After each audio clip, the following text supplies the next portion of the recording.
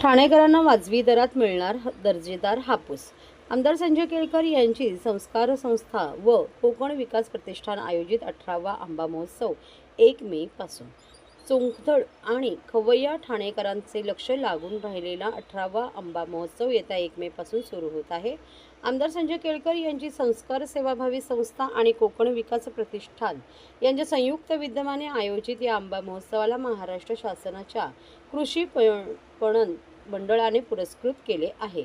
1 ते 12 मे कालावधीत ठाण्याच्या गावदेवी मैदानात शेतकरी ते ग्राहक अशी थेट विक्री व्यवस्था असणाऱ्या या आंबा महोत्सवात कोकणातील अस्सल हापूस, पायरी, रत्ना, केसर आंब्याबरोबरच आंबा, फणस, पोळी, सरबते, काजू, मालवणी मसाले, पापड अशा विविध दर्जेदार कोकणी उत्पादनांचे 45 स्टॉल असणार आहेत।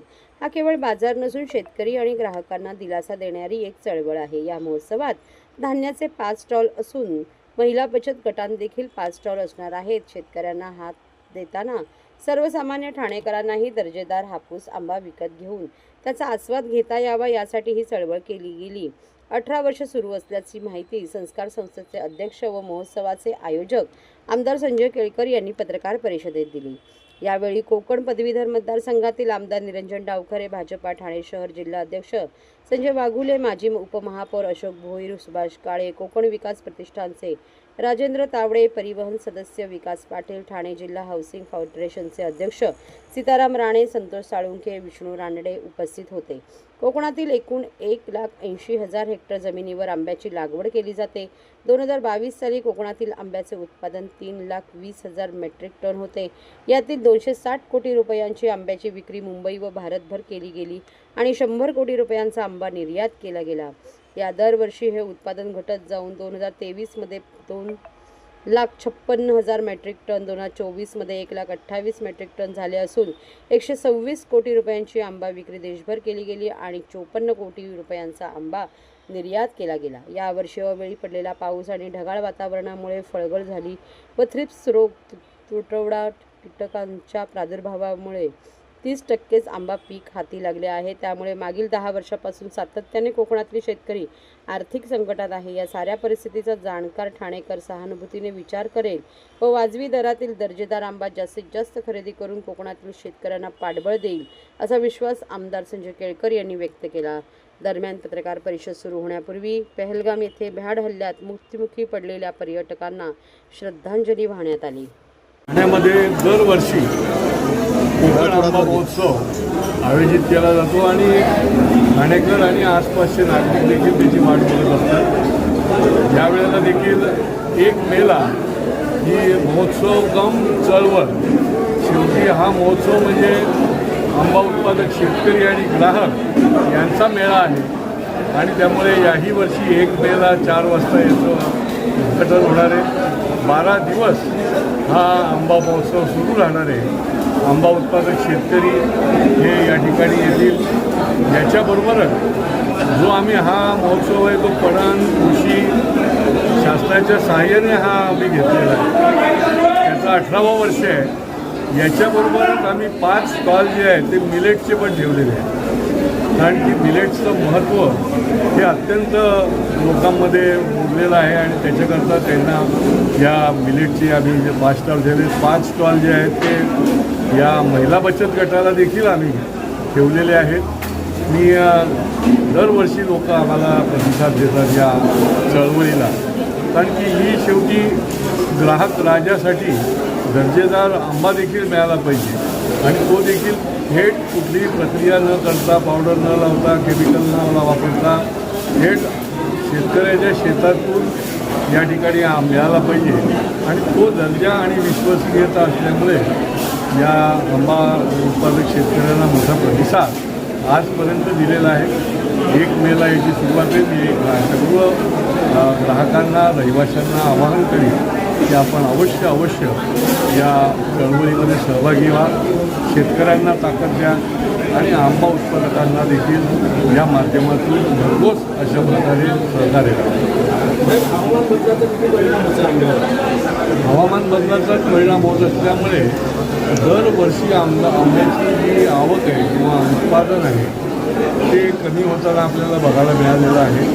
याही वेळेला 30% आंबा उत्पादन झालेलं आहे आणि आंबा उत्पादक हा शेवटी खूप कठोर परिश्रम घेत असतो आणि त्याच्यामुळे तरी देखील कोकणातला हा आंबा उत्पादक अतिशय धैर्याने धीराने ताकदीने परिश्रम घेऊन हा व्यवसाय जो आहे तो करत असतो आणि त्यामुळेच लोकांनी त्यांना प्रतिसाद देणं आवश्यक आहे.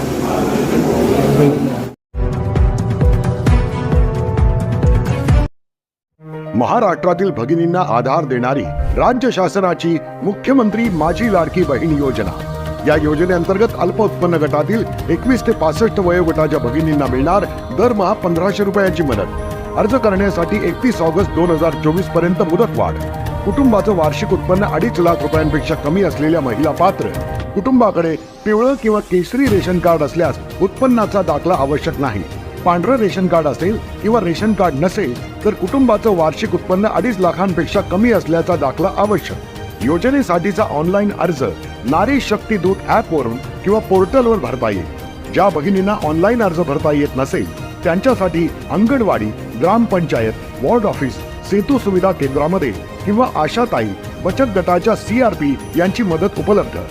आता आपल्याला अभिमानानं म्हणता येईल, सुखी आणि सुरक्षित आहे माझी Ladki Bahin.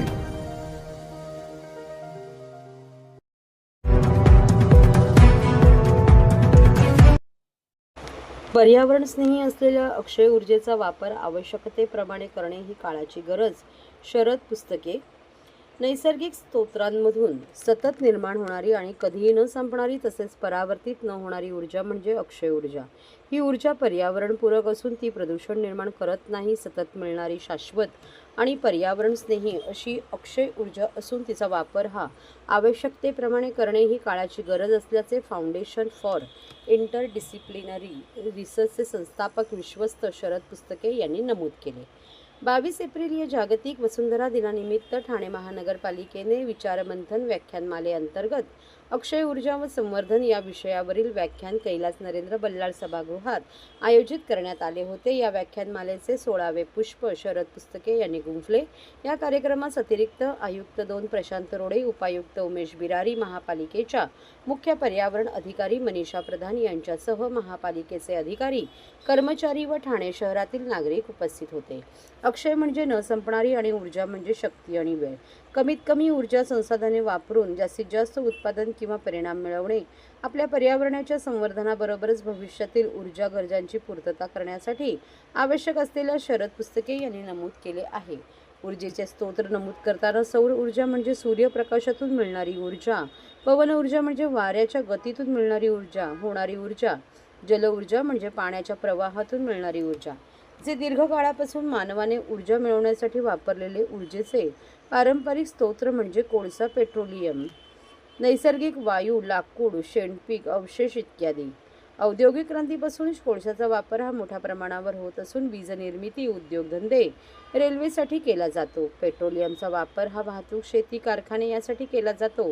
Gas stove, gas turbine, CNG वाहनांसाठी नैसर्गिक वायूचा वापर केला जातो. ग्रामीण व आदिवासी भागात स्वयंपाकांसाठी लाकूड वापरले जात असून जंगलतोडीमुळे पर्यावरणावर त्याचा विपरीत परिणाम होत आहे. तसेच पारंपरिक ऊर्जा स्तोत्राचा साठा हा मर्यादित असून त्यामुळे प्रदूषण निर्माण होते. तसेच पर्यावरणाचा ऱ्हास देखील होत असल्याचे त्यांनी नमूद केले.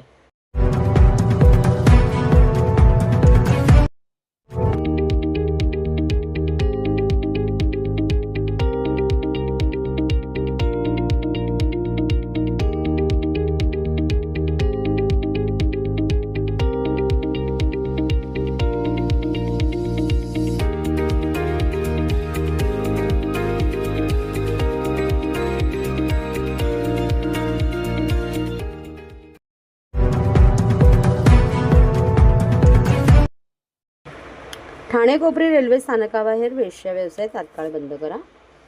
ठाणे पूर्व रेल्वे स्थानकाबाहेर दिवसेंदिवस वारांगणांचा वाढणाऱ्या वावरामुळे या परिसरातील नागरिकांना लज्जास्पद वाटत आहे. या परिसरात लहान शाळकरी मुलं, मुली तसेच तरुण मुली, महिला रेल्वेने प्रवास मोठ्या प्रमाणात करत असतात. त्यामुळे एखादी तरुण मुलगी किंवा महिला जर रेल्वे स्थानकामध्ये कोणाची वाट पाहत उभी असेल तर काही नागरिक वारांगणामुळे संशयास्पद वृत्तीने पाहत असतात. त्यामुळे येथील महिलांची सुरक्षा धोक्यात आली आहे.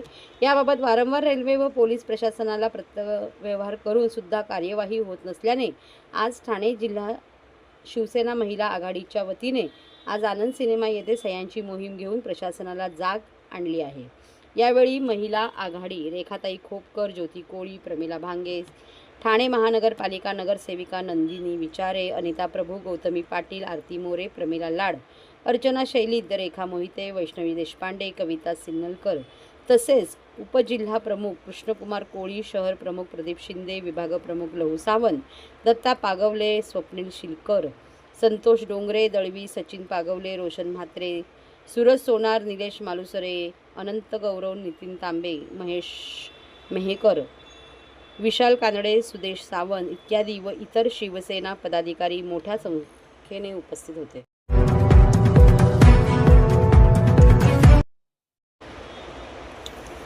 रेयॉन वर्कर्स युनियनच्या अवैध निवडणुकीच्या विरोधात कामगारांनी कंपनी प्रशासनाचा तीव्र निषेध व्यक्त करत सेंच्युरी रेयॉन कंपनीच्या मुख्य गेटसमोर भव्य गेट मीटिंग आयोजित केली.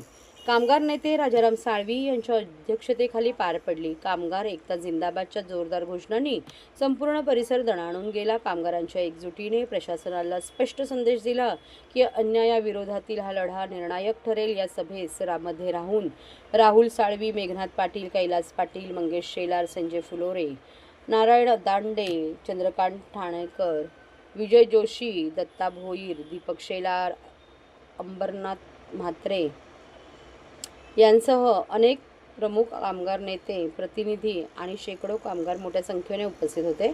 सभेत बोलताना राजाराम साळवी बोलले की नेत्यांनी कंपनी प्रशासनाच्या मनमानी कारभारावर तीव्र शब्दात टीका केली. स्मशानभूमीत घेण्यात आलेली निवडणूक ही अवैध आहे. ज्या ठिकाणी मुर्दे जाळले जातात तिथे ही निवडणूक घेऊन कंपनीने लोकशाहीच जाळली आहे. बॅलेट पेपरवर निवडणूक घेण्याऐवजी बंद दरवाजामागे निवडणूक लादण्यात आली, अशी संतप्त प्रतिक्रिया व्यक्त करण्यात आली. चित्र दिसतं, लोक रस्त्यावर आलेले आहेत. त्याला कारण तेच आहे की संघर्ष समितीला ते पटत नाही की जी इलेक्शनच झाली नाही ही जर डिक्लरेशन करत स्मशानभूमी पाहिजे का? स्मशानभूमीमध्ये जर इलेक्शन डिक्लेअर करायचे असेल तर स्मशानमध्ये मुर्दे नेले जातात, इलेक्शन नाही. म्हणजे मुर्द्यांचं इलेक्शन झालं का असं म्हणाल तुम्हाला हरकत नाही? मुर्द्याचंच इलेक्शन झालेलं आहे. आता मला वाटतं तुम्ही पूर्ण चित्रीकरण तर केलंच आहे. त्याच्यामुळे मी वेगळं सांगावं आणि साळवी साहेबांनी वेगळं सांगावं मला वाटतं आवश्यकता नाही. पण ही सुरुवात आहे. कंपनी चालावी, शांतपणे चालावी हे आमचंही मत आहे. पण अशा पद्धतीने व्यवस्थापन आहे, काही मुर्द्यांना हातात धरून स्मशानात इलेक्शन घ्यायची अशी जर बदावणी करून जर फसवणूक केली असेल तर त्याचे परिणाम हळूहळू वेगळे दिसतात.